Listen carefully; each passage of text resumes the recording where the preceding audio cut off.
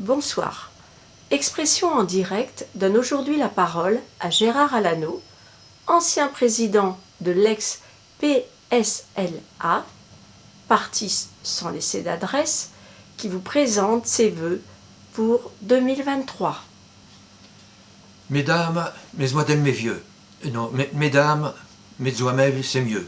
Mesdames et mes dieux, mesdames et mes deux, bonsoir à toutes et à tous.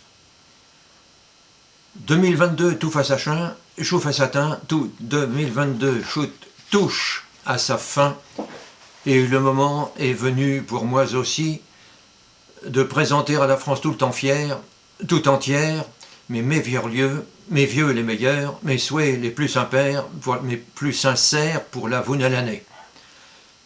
Pardonnez-moi si je m'embrouille un peu, si je fabouille un peu, je ne vous cracherai pas que je suis mésu, que je suis tout tému, que j'ai le trac. C'est que je suis peu familiarisé,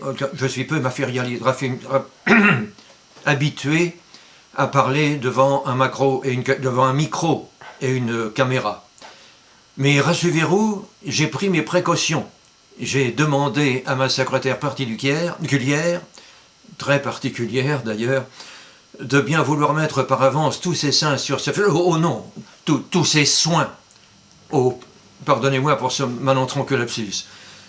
Tous ces soins, disais-je, sur ces feuillets, qui, je l'espère, sauront vous épargner mes fabuleries habituelles. Devine-2 est à la Nogui de... Non, je reprends plus lentement et en le lisant.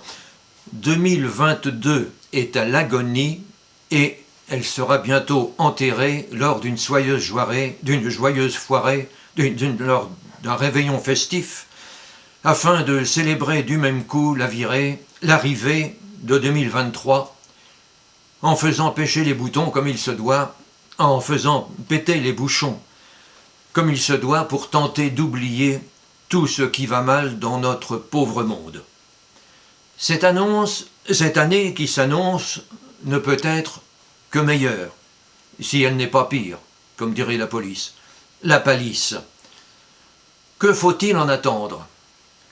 Une seule chose est sûre, pas d'élection à l'horizon, pas d'élection à venir en 2023.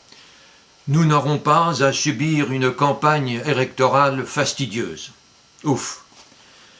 Pourrait-on en finir aussi avec ce maudit Covid-19, sans parler de la grippe aviaire, de la vérole du singe ou du moustigre? Rien n'est moins sûr. C'est comme la folie furieuse d'un certain Vladimir Poutine, ça peut durer encore longtemps. Ah, si seulement il avait la bonne idée de passer le réveillon avec Elisabeth II, celle qui fut la dernière à régner au Royaume-Uni. À régner du matin, crachin, comme on dit à Londres. Mais voilà que je m'égare, comme disait Saint-Lazare. Revenons-en à notre changement d'année, puisque tel est le sujet de cette allocution solennelle, de ce discours sans queue ni quête. En cette occasion, il y aura toujours, hélas, des esprits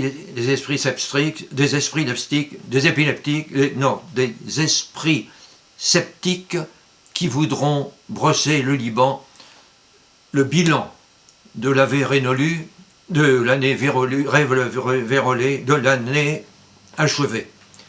Heureusement qu'il y a des antisceptiques qui, eux, préfèrent se tourner vers l'avenir et regarder droit devant. 2022 est foutu, vive 2023. Souhaitons tous ensemble que cette année puisse enfin nous sortir de la merde destin qui fut le nôtre, il faut l'avouer, toute l'année dernière, l'année passée. Qu'elle nous épargne de la sécheresse, des maladies, du dérèglement climatique et de la mollif humaine. et de la folie humaine. Bref, que 2023 redonne l'espoir d'une vie meilleure à l'humanité entière, à la terre entière. Que cette année fasse enfin peigner l'arrêt, non, régner la paix, la liberté, l'égalité, la fraternité sur ce monde qui a bien mal au nez, qui est bien mal mené. Chantons ensemble. Allons enfants de la fratrie, le jour de boire est arrivé. Bonne année quand même, autant que père ce feu.